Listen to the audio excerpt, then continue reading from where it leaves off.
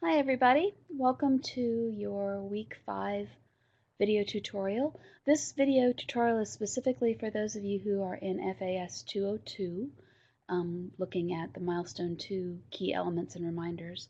There's another separate video this week for those of you who are in 201. So moving on from here, this video is going to focus on the Milestone 2 elements for FAS202 students. So as you may already have noticed, your grading rubric gets a little bit more complicated and complex. By the time you get into Milestone 2 this week, you're building on what you started with in Milestone 1, but the rubric itself is getting a lot more involved and detailed. And so what I wanted to do in this video is really break things down for you in terms of those key elements.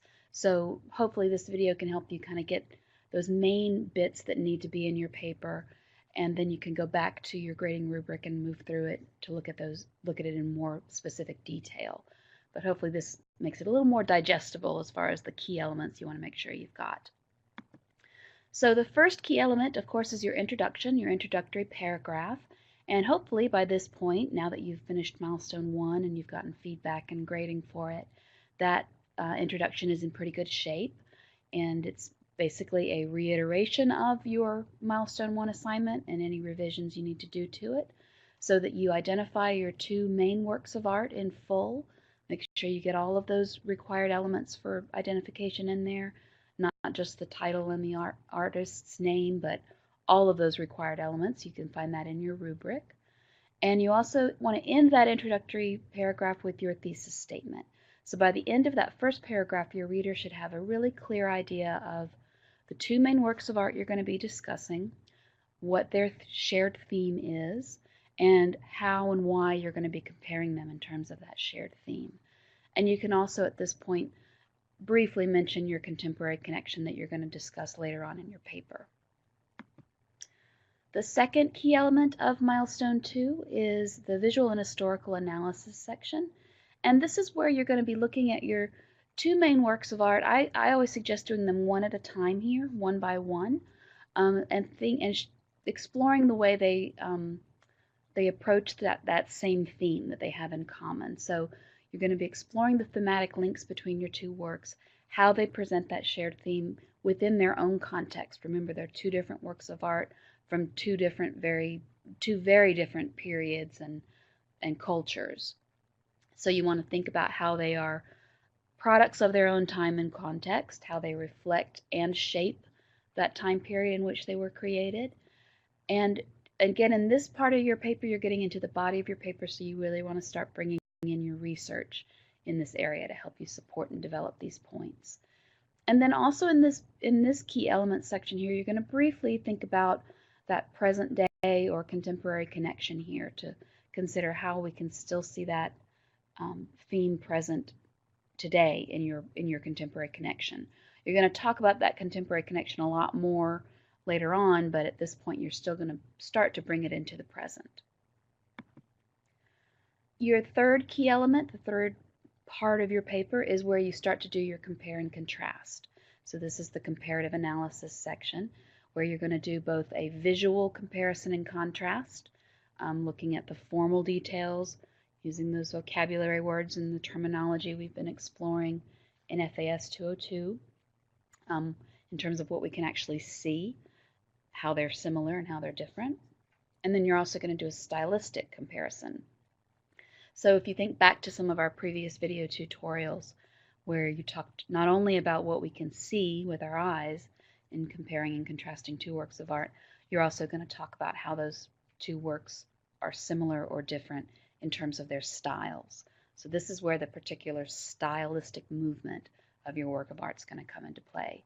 It might be a Rococo piece, it might be a modern piece, it might be a Cubist work, it might be a romantic work. This is where that stylistic comparison comes in.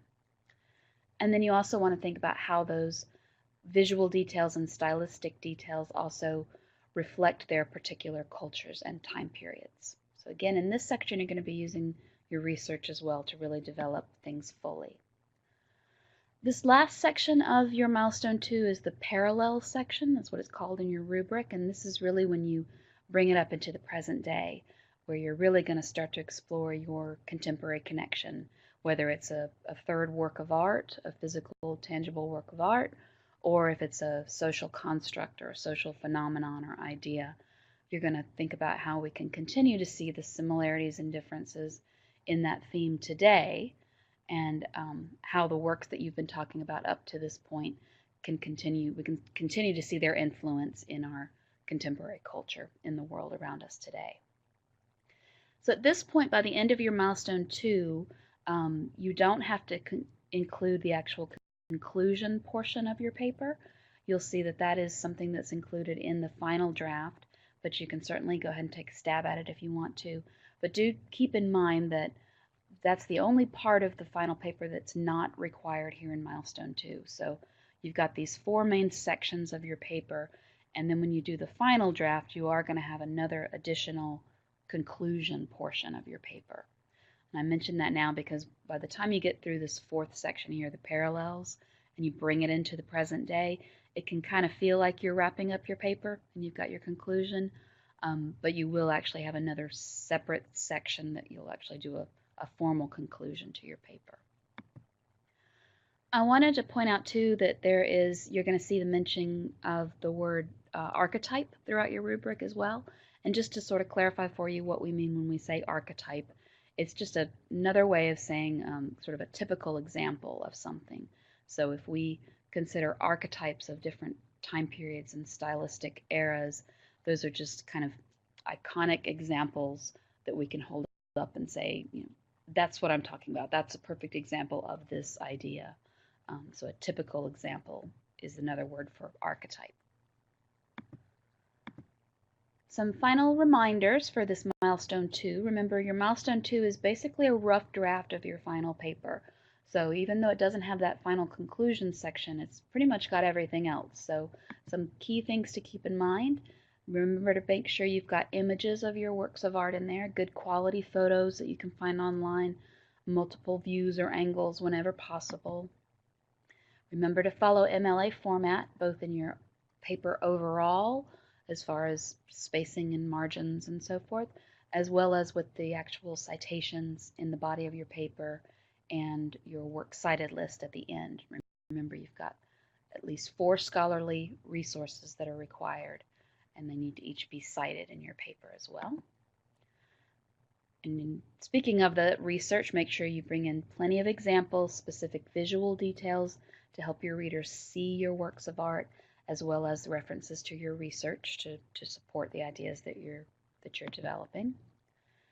A reminder to check out in Module 5 of MindEdge, there is a example of Milestone 2, which is a great example to go take a look at as far as sort of the formatting and the template and so forth, and how the actual paper is organized. It's not a perfect example, but it's a good one to look at and get you going.